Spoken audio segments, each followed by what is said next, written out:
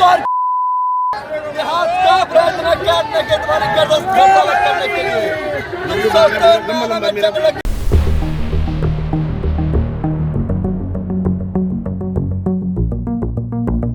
अब सपा सांसद का बचना नामुमकिन है। आगरा के बाद दिल्ली का घेराव करेगी करनी सेना।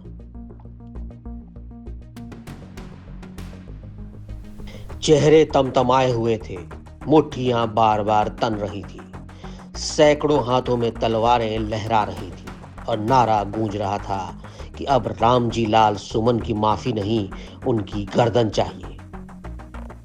वे जहां मिलेंगे वहीं बदला लेंगे। शौर्य के इतिहास पर उंगली उठाने वालों का हाथ तो काट ही दिया जाएगा, जो सिर उठेगा वो भी बचेगा नहीं। करनी सेना का संग्राम अभी और उग्र होने वाला है। आगरा में शक्ति प्रदर्शन के बाद करनी सेना के तलवारबाज और प्रदर्शनकारी शांत नहीं बैठे हैं, बल्कि वो अब दिल्ली की तरफ बढ़ चुके हैं। इसके पहले राणा सांगा की जयंती पर आगरा में करनी सेना का उग्र प्रदर्शन हुआ। हाथों में तलवार और बंदूकों के साथ बड़ी संख्या में इस रैली में हिस्सा लेने युवा पहुंचे। हालांकि हाईवे की दुकानें बंद करा दी गई थी, लेकिन हंगामा शांत नहीं हुआ।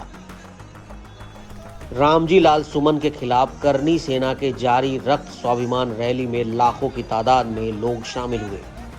खुलेआम पुलिस के सामने तलवार और डंडे लहराए जा रहे थे। वहीं करनी सेना के उग्र प्रदर्शन के सामने पुलिस बेबस नजर आई। करनी सेना ने 24 घंटे का अल्टीमेटम दिया। करनी सेना की मांग है कि रामजी लाल सुमन पर कड़ी से कड़ी कार्रवाई की जाए।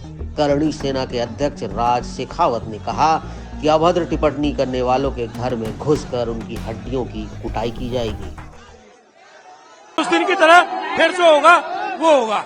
आमार पार के लिए तैयार हैं। हम उसके घर जाएंगे उसी दिन की तरह, सुमन के घर पे, सांसद के घर पे।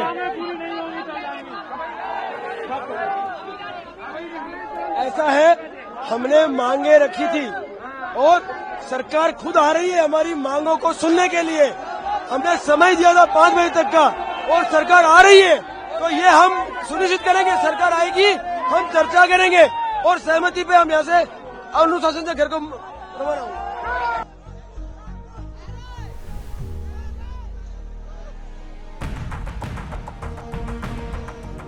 वहीं अखिलेश यादव ने कहा कि अगर कोई हमारे रामजी लाल सुमन या हमारे कार्यकर्ता का अपमान करेगा तो समाजवादी लोग भी उनके साथ खड़े दिखाई देंगे, उनके सम्मान की लड़ाई लड़ने का काम करेंगे। अखिलेश यादव ने आरोप लगाया कि ये करनी सेना वेना सब नकली हैं, ये सब बीजेपी वाले हैं और ये सेना वेना सब नकली है। याद रखना, हिटलर ने भी बनाई थी एक ट्रूपर। हिटलर अपने समय पर एक फौज रखता था, अपने कार्यकर्ताओं को पुलिस की वर्दी पहना देता था, फौज की वर्दी पहनाता था, फिर अपने विरोधी लोगों को पिटवाता था। उसका नाम था ट्रूपर्स, कहा करते थे उसे। ये बीजेपी वालों की ये ट्रूपर है, ये जो सेना दिखाई दे रही है, ये कोई सेना वेना नहीं है, सब बीजेपी वाले लोग हैं, सब बीजेपी वाले हैं। उनके चेहरे मिला लो, गांव मिला लो, वोट निकाल लो, सब बीजेपी वाले निकलेंगे, कोई नहीं निकलेगा। वहीं सम्मेलन समाप्त होने के बाद करनी सेना के लोग हाईवे पर बैठ गए और ट्रैफिक जाम कर दिया। पुलिस ने करनी सेना के समर्थकों को रामजी लाल सुमन के घर की ओर बढ़ने से रोका। जबरन रोके जाने पर करनी सेना के कार्यकर्ता एतमादपुर में पुलिस से आमने सामने भिड़ते नजर आए। कार्यकर्ताओं ने एक सरकारी बस के सामने भी बैठकर विरोध प्रदर्शन किया। बाद में पुलिस ने करनी सेना के लोगों को इटावा और फिरोजाबाद वाली रोड की तरफ डाइवर्ट किया। सड़कें पूरी तरह जाम हो गई और गाड़ियां रेंगती नजर आई। हालांकि पुलिस बल की कड़ी मशक्कत के बाद हालात काबू में आया। मात्र 27 साल में राजा हो गए और सुमन जी के द्वारा ये कहना कि बाबर को राणा सांगा जी ने बुलाया था, मैंने पूरा बाबरनामा पढ़ा है। राणा सांगा जी ने इब्राहिम लोदी को 1517 में खतौनी में हराया और 1519 में धौलपुर में हराया। बाबर की सेना को 1527 में बयाना में हराया तो वो इब्राहिम लोधी को 2 बार हरा चुके थे। उसको हराने के लिए बाबर को लाने की जरूरत नहीं थी। और जब 1526 में पानीपत का पहला युद्ध हुआ, राणा सांगा बाबर की तरफ से नहीं लड़े थे इब्राहिम लोधी के लिए, वो इब्राहिम लोधी और उनके बीच में युद्ध हुआ था।